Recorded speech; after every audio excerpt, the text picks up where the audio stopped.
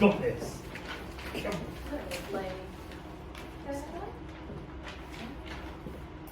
Hi, I'm Tate Newman. Hi, I'm Ella Madison Neal. Hi, I'm Amy Garther. Hi, I'm Taylor Elwell. Hi, I'm Georgie Coughlin.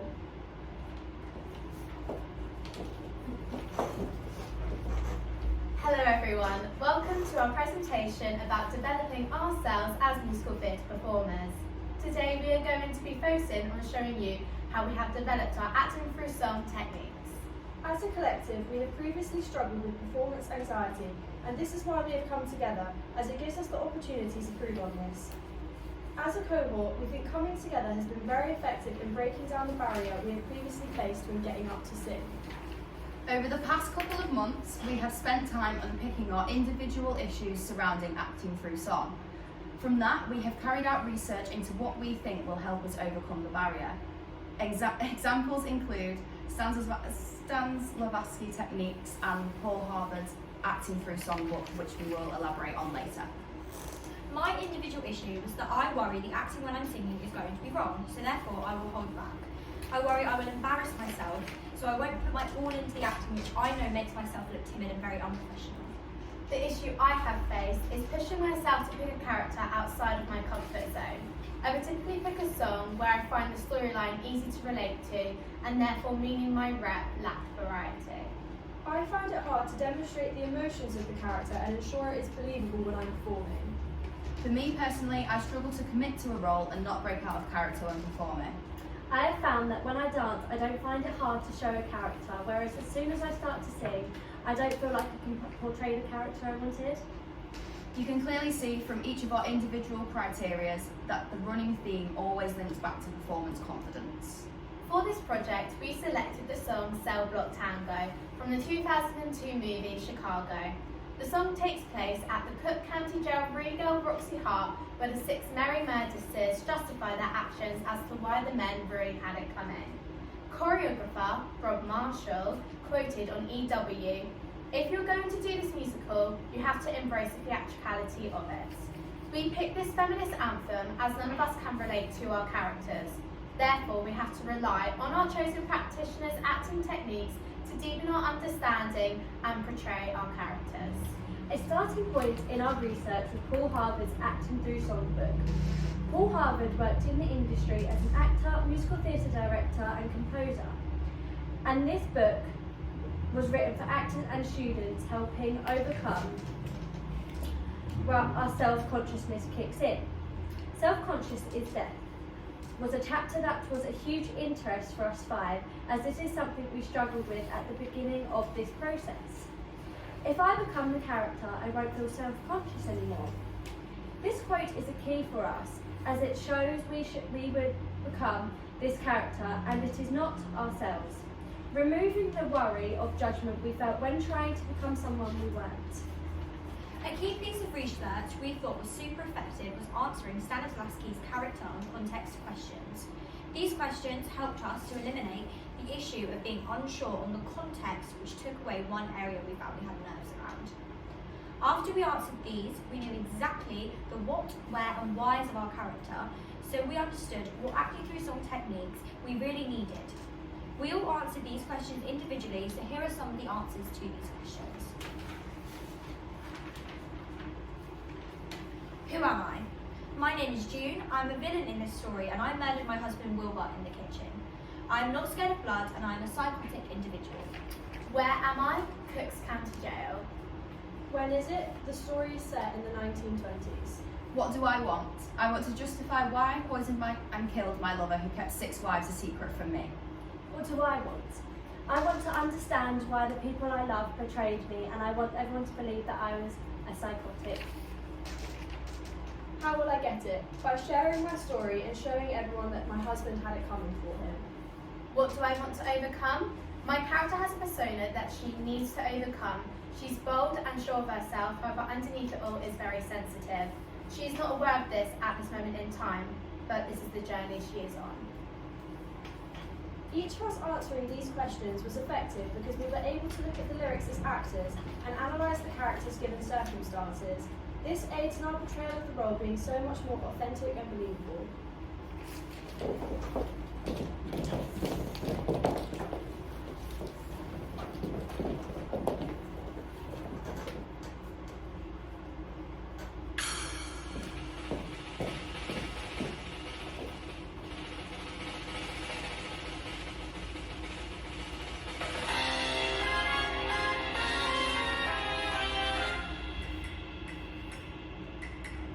Pop. 6. Squish. Cicero. Lipschitz. Pop. 6. Squish. Cicero. Lipschitz. Pop. 6. Squish. Cicero. Lipschitz. Pop. 6. Squish. Cicero. Lipschitz. He had it coming. He had it coming.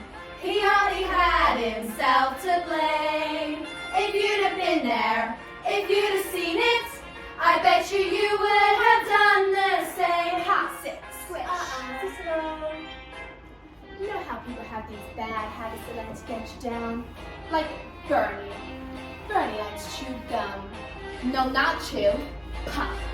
So I come home this one day and I really irritated him. I'm looking for a little bit of sympathy. And there's Bernie, lying on the couch, drinking beer and chewing. No, not chewing, popping. So I said to him, Bernie, you pop that gum one more time. And he did. So I took the shotgun off the wall and fired 2 warning shots into his head. He had it coming. He had it coming.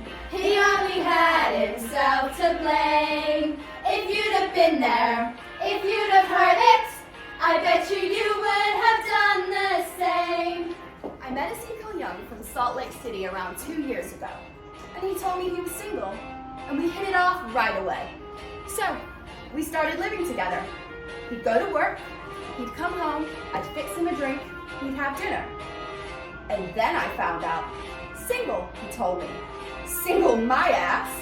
Not only was he married, oh no, he had 6 wives. So, he went to work, he came home, I fixed him a drink as usual. You know, some guys just can't hold their arsenic. He had it coming, he had it coming. He took a flower in his prime, and then he used it, and he abused it. It was a murder and not a crime. And now I'm standing in the kitchen, carving up chicken for dinner, minding my own business.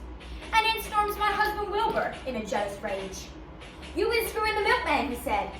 He was crazy, and he kept on screaming, "You been screwing the milkman." And then he ran into my knife. He ran into my knife 10 times. If you'd have been there, if you'd have seen it, I bet you would have done the same.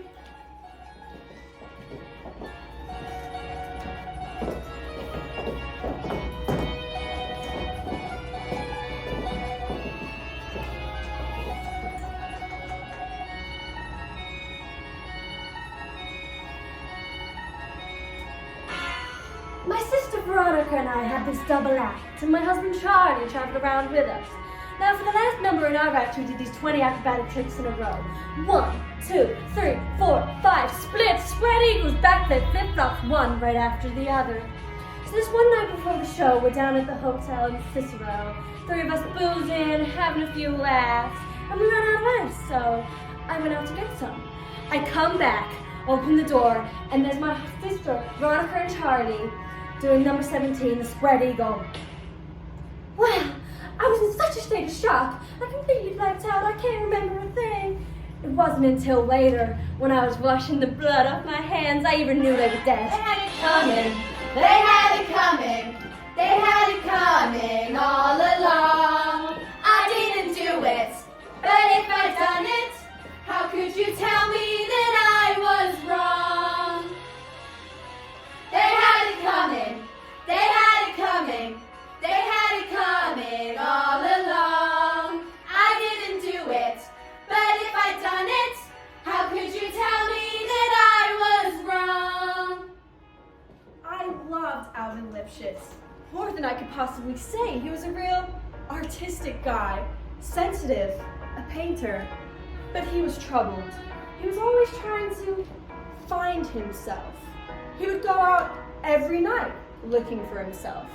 And on the way he found Ruth, Gladys, Rosemary, and Irving. I guess you could say we broke up because of artistic differences.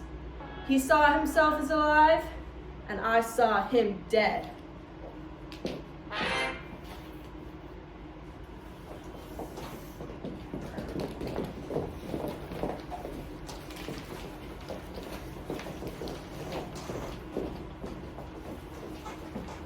That was our performance of Cell Block Tango we put together as a group.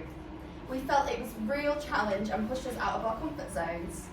Using the techniques that we previously talked about, we feel as if we've really improved since the start of the process in December, when we could never have thought we'd play characters like this. At the beginning of our process, we all felt very uncomfortable singing in front of each other, let alone getting up and performing a song, which really challenges our acting through song. So as a group, we have massively seen the process we have been through and how far we have progressed. A performance choice of ours was to isolate the individual during their monologue throughout the song. This was because this then shows our acting confidence progressing. It's very exposing to have all eyes on us during our section of the song and not break out of character. Initially, this felt very uncomfortable for us, but once we had researched our character and the storyline, we started to relax and sit into it a bit more. As we eliminated the not knowing aspect of why we wouldn't have confidence, this helped massively. We also actioned our verses using Actions, the Actors Thesaurus by Marina Calladrone and Maggie Lloyd-Williams. This was another bit of work we did to help our confidence, as it meant we found deeper meaning behind our words, and it makes our emotions throughout the song clearer, and it helps to form more accurate physical decisions when performing. Here's an example of my verse of the song where we showed the emotions and then the physical decisions that would come along with that. We feel that our project has been effective for our acting through song development due to the fact that we now know how much research really is needed to commit to being a character. The more research we did, the less of a guessing game embodying our character was, and we were absolutely certain on our acting and physicality choices. We didn't feel as though we were going down a blind alley, as we had actual evidence to support all of our choices we made when performing. Thank you for listening to our presentation.